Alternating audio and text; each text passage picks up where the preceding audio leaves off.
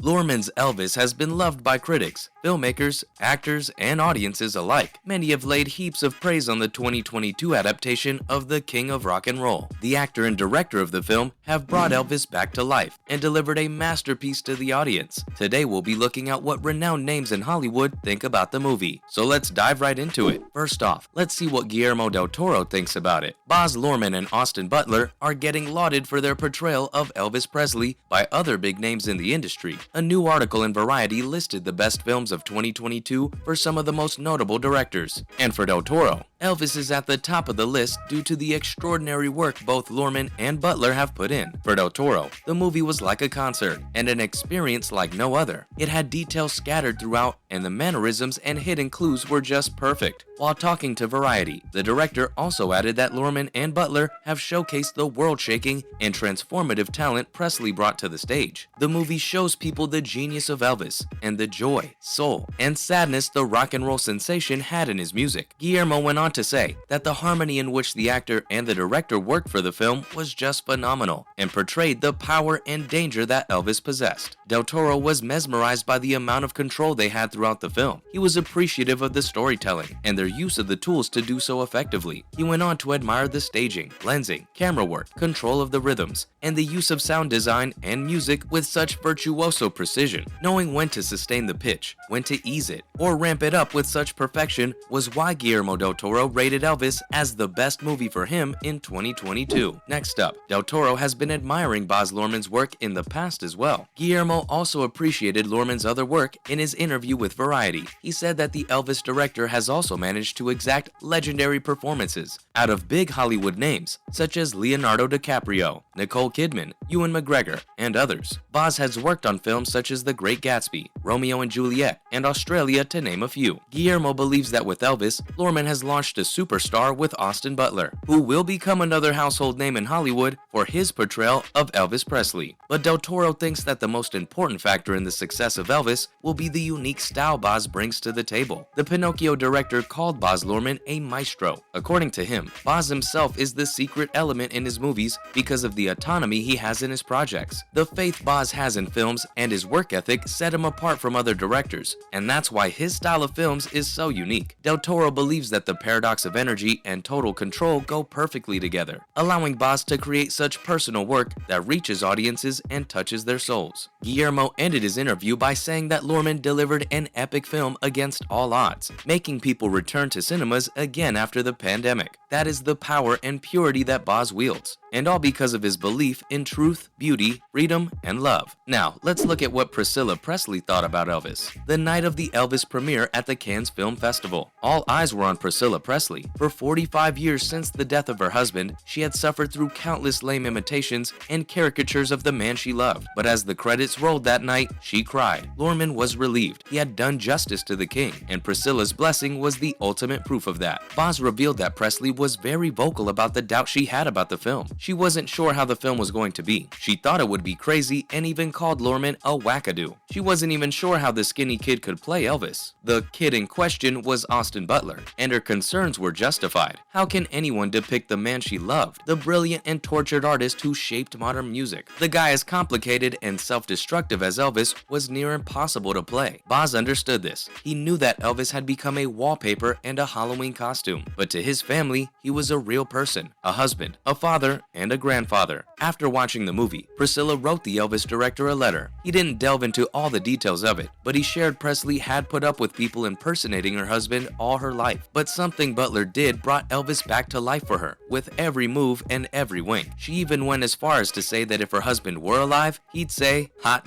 you're me." Coming up, Luhrmann's dive into the life of the king of rock and roll. Baz can be called somewhat of a method director as he likes to live his movies, and Elvis was no exception. The Australian director moved to Memphis, Tennessee, and visited Graceland, Elvis's home. There he delved deep into the icon's archives and even found the man who was with Elvis on the day when he discovered gospel music. Luhrmann luckily found Sam Bell and labeled him a goldmine for the stories he got out of him. He recounted how Elvis got hooked on gospel music and realized its power. He also told Baz about their childhood and what kind of a kid Elvis was. He wanted audiences to see the lost boy behind the mask. And to do that, he had to explore the relationship between Elvis and his manager, Colonel Tom Parker. The manager used Elvis to line his pockets as the artist's mental and physical health spiraled down, until he passed away in 1977 due to a heart attack. Baz used the Colonel's point of view to tell the story of Elvis, and Tom Hanks, like always, does justice to his role of a corrupt manager with no regard for the well-being of his artist. Luhrmann wasn't planning to make a film about the icon Elvis was on the stage. He wanted people to experience what Elvis was like as a person behind the curtains. This, according to him, might have been difficult for his family to see, but at the same time, they'd see his humanity and spirituality, which was the most important to Baz. In other news, what's next for Luhrmann's Elvis? First up, let's look at Graceland's new exhibition. Graceland plans to unveil an exhibition about the making of the Elvis film, set to be revealed on January 8, 2023, which also happens to be Elvis Presley's birthday. It's been titled The Making of Elvis and has been done in partnership with Warner Brothers, the National Film and Sound Archive of Australia, and Baz Luhrmann. The exhibition will take the story of the movie from paper to film, following the whole of its journey to the big screen. It's said to include behind-the-scenes videos of the filmmaking process for Elvis. It'll also consist of videos shot during Baz's research in Memphis and Tupelo, the sets built in Australia, shots of the rehearsals, handwritten notes, different drafts of the script, storyboards, and much more will also be a part of Graceland's new display. Needless to say, props from the movie and set pieces will also be featured for the fans to see. Accessories and costumes worn by Olivia de Jonge, Tom Hanks, and Austin Butler, among other actors, will also be on display at the exhibition. Die-hard fans of the King of Rock and Roll will have the chance to be the first ones to witness the new exhibition. As part of Elvis's birthday celebration, Graceland is offering a first access Elvis movie exhibition package on January 7. What's more, we might get a director's cut for Elvis. Fans might be treated with what Luhrmann has called a 4-hour director's assembly in the future. In a recent interview with IndieWire, the film's director revealed that he has hours of footage that can be put together for a director's cut. The Australian maestro recorded Austin Butler's full concert performances as Elvis Presley, even though many of Butler's numbers in the movie were cut and shortened. Baz ensured that he got the complete performances out of him. Luhrmann wants the world to experience what only they experienced, and that's to see Austin in action during the entire concert as Elvis. When we'll be able to relive an Elvis concert isn't certain. Baz said that he can't be sure when he'll get around to making the concert version, but rest assured, he's going to do that one day. In an interview in September with Screen Rant, Luhrmann said that the 4-hour cut would probably take another 4 to 6 months to edit. He added that he's too tired right now to work on it, and that the earliest he sees himself starting work on it would be sometime in 2025. And finally, let's see how the film has done so far. Elvis has become a breakout hit for Warner Bros. It received a thunderous standing ovation at the Cannes Film Festival and earned $286 million